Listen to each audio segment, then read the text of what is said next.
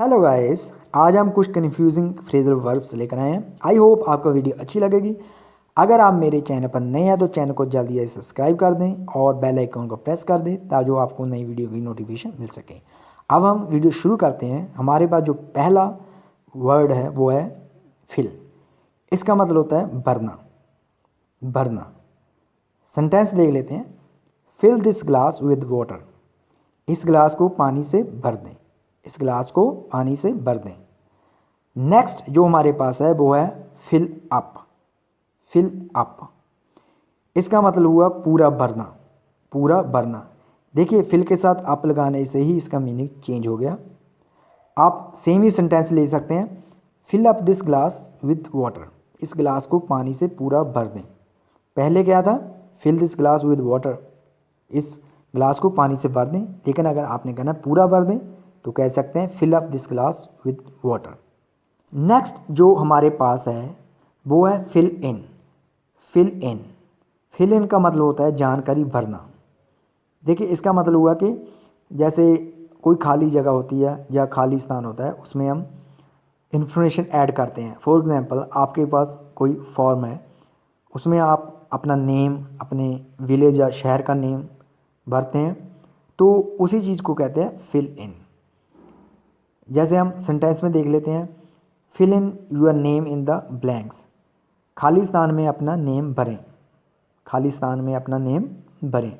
Next जो हमारे पास है वो है फिल आउट। इसका मतलब होता है पूरा फॉर्म भरना या कह सकते हैं कोई डॉक्यूमेंट भरना या पूरी इन्फॉर्मेशन भरना। कहने का मतलब है ए टू जेड किसी फॉर्म को भरना। सेंटेंस देख लेते हैं। You fill out this form in 5 minutes.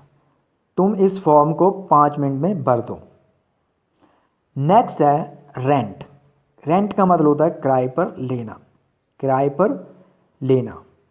Sentence देख लेते हैं। I have rented this room for a month.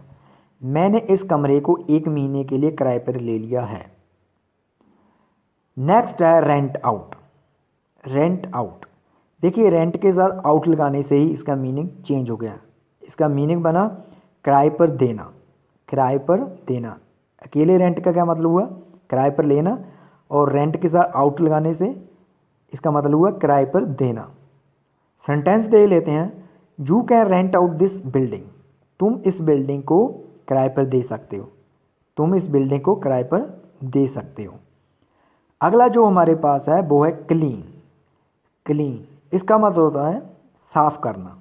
साफ करना। सेंटेंस देख लेते हैं। I cleaned the room. I cleaned the room. मैंने कमरे को साफ किया। नेक्स्ट है क्लीन अप। इसका मतलब होता है पूरी तरह से साफ करना, जब पूरा साफ करना। इसको हम जो बड़ी स्पेस जगह होती है उसके लिए भी यूज़ कर सकते हैं, जैसे किचन, जैसे रूम हुआ, कोई गार्डन हुआ, पार्क हुई, उसकी सफाई के लिए भी हम क्लीन अप यूज़ कर सकते हैं। सेंटेंस देख लेते हैं। I will have to clean up this room. मुझे इस कमरे को साफ करना पड़ेगा। मुझे इस कमरे को पूरी तरह से साफ करना पड़ेगा, जा कह सकते हैं पूरा साफ करना पड़ेगा। आप क्लीन भी यूज़ कर सकते हैं और क्लीन अप भी।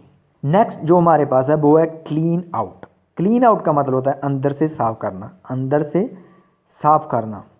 जैसे फॉर एग्जांपल किसी कार को अंदर से साफ करते हैं, उसकी जो गंदगी है उसको अंदर से बाहर निकालते हैं ना, आउट करते हैं उसकी गंदगी को। किसी बर्तन को साफ करते हैं अंदर से, या किसी कपबोर्ड को साफ करते हैं। सेंटेंस देख लेते हैं। He is cleaning out the car. वो कार को अंदर से साफ कर रहा है। नेक्स्ट हमारे पास है क्लीन ऑफ। Clean of. इसका मतलब होता है सतह साफ करना। सतह साफ करने का मतलब होता है जो सरफेस होता है उसे साफ करना। जैसे फॉर एग्जांपल टेबल होता है, टेबल को हम ऊपर से साफ करते हैं, वो सतह होती है। या किसी दीवार को साफ करते हैं, वो भी क्या है? सरफेस होती है। तो इस तरह की सफाई को हम कहते हैं clean of. Clean of. Sentence देख लेते हैं। She is cleaning of the table. She is cleaning of the table. वो टेबल को साफ कर रही है। नेक्स्ट जो हमारे पास है वो है ट्राई ऑन। Try on. इसका मतलब होता है पहनकर देखना। पहनकर देखना।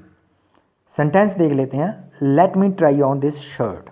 Let me try on this shirt. मुझे इस शर्ट को पहनकर देखने दो। नेक्स्ट है try out. Try out, try out का मतलब है पूर्व परीक्षण करना। इसका मतलब हुआ कि किसी चीज़ को खरीदने से पहले आप टेस्ट करते हैं या उसको चला कर देखते हैं। जैसे आप कोई कार खरीदते हैं तो आप उसको पहले चलाएंगे या चला कर देखेंगे, फिर उसे खरीदेंगे। कोई भी चीज़, मोबाइल खरीदते हैं, कोई भी चीज़ खरीदते हैं तो उसे चला कर देखते हैं। सेंटेंस देख लेते हैं। He tried out the car before buying it. उसने कार को खरीदने से पहले इसे चला कर देखा, या कह सकते हैं इसे टेस्ट कर कर देखा। नेक्स्ट हमारे पास है एंटर। एंटर, देखिए इसका मतलब होता है अंदर जाना या प्रवेश करना।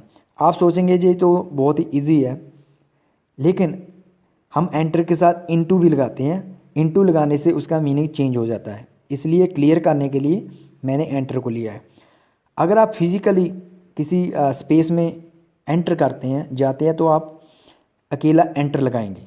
जैसे सेंटेंस में देख लेते हैं। ही एंटर द रूम, वो कमरे में दाखिल हुआ या वो कमरे के अंदर गया। नेक्स्ट है एंटर इनटू। एंटर इनटू, देखिए जहाँ पर इनटू लगाने से इसका मीनिंग चेंज हो गया। जब हम किसी रिलेशनशिप में, कॉन्ट्रैक्ट में या एग्रीमेंट में प्रवेश करते हैं या शामिल होते हैं, तो वहाँ पर हम एंटर इनटू लगाते हैं। सेंटेंस देख लेते हैं। He entered into discussion. He entered into discussion, वो चर्चा में शामिल हुआ। वो चर्चा में शामिल हुआ। नेक्स्ट जो हमारे पास है वो है ब्लो। इसका मतलब होता है फूंक मारना। सेंटेंस देख लेते हैं। He is blowing the pipe, वो पाइप में फूंक मार रहा है। नेक्स्ट हमारे पास है वो है ब्लो अप। इसका मतलब होता है धमाका होना, विस्फोट होना, हवा भरना या फिर फुलाना। आप इसे ऐसे भी जा सकते हैं कि जब कोई धमाका होता है या विस्फोट होता है, चीज़ें अप चली जाती है, ऊपर को चली जाती है, ब्लो अप। सेंटेंस दे लेते हैं। He is blowing up the balloons, वो गुब्बारे फुला रहा है। वो गुब्बारे फुला रहा है। नेक्स्ट है you need to blow up the tyre, तुझे टायर में हवा भरने की ज़रूरत है। तुझे टायर में हवा भरने की ज़रूरत है। अगला सेंटेंस है अ black car blew up in front of me, मेरे सामने एक काली कार में धमाका हुआ। क्या कह सकते हैं, मेरे सामने एक काली कार में विस्फोट हुआ।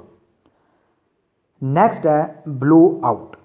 ब्लो आउट, इसका मतलब होता है टायर का विस्फोट, या कह सकते हैं टायर का फट जाना। दूसरा इसका जो मतलब है वो है फूंक मारकर बुझाना। सेंटेंस देख लेते हैं। The tyre of my car blew out yesterday, कल मेरी कार के टायर का विस्फोट हुआ, या कह सकते हैं कल मेरी कार का टायर फट गया।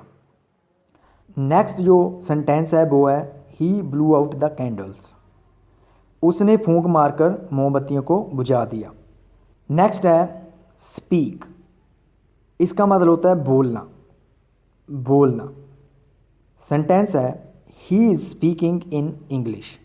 He is speaking in English, वो इंग्लिश बोल रहा है, क्या कह सकते हैं इंग्लिश में बोल रहा है। नेक्स्ट है स्पीक अप।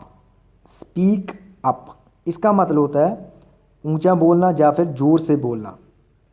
सेंटेंस देख लेते हैं। यू शुड स्पीक अप, तुझे ज़ोर से बोलना चाहिए। तुझे ज़ोर से बोलना चाहिए।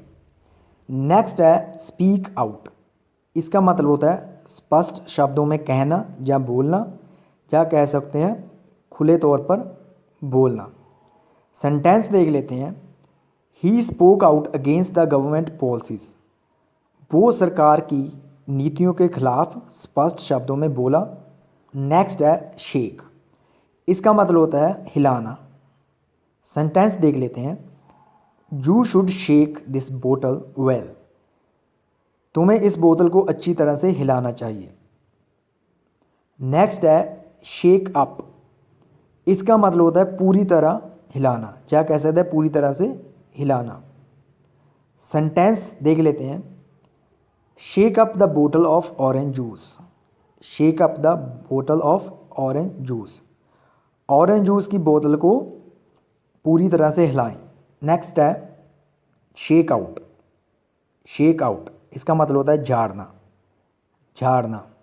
जैसे फॉर एग्जांपल हम किसी बेडशीट की जो गंदगी है उसको झाड़ते हैं हवा में ऐसे उसे हिलाकर। सेंटेंस देख लेते हैं। She is shaking out the bed sheet. वो बेड शीट को झाड़ रही है, वो बेड शीट को झाड़ रही है। सो गाइज आपको वीडियो अच्छी लगी होगी। सो मिलते हैं किसी नेक्स्ट वीडियो में। Till then bye bye.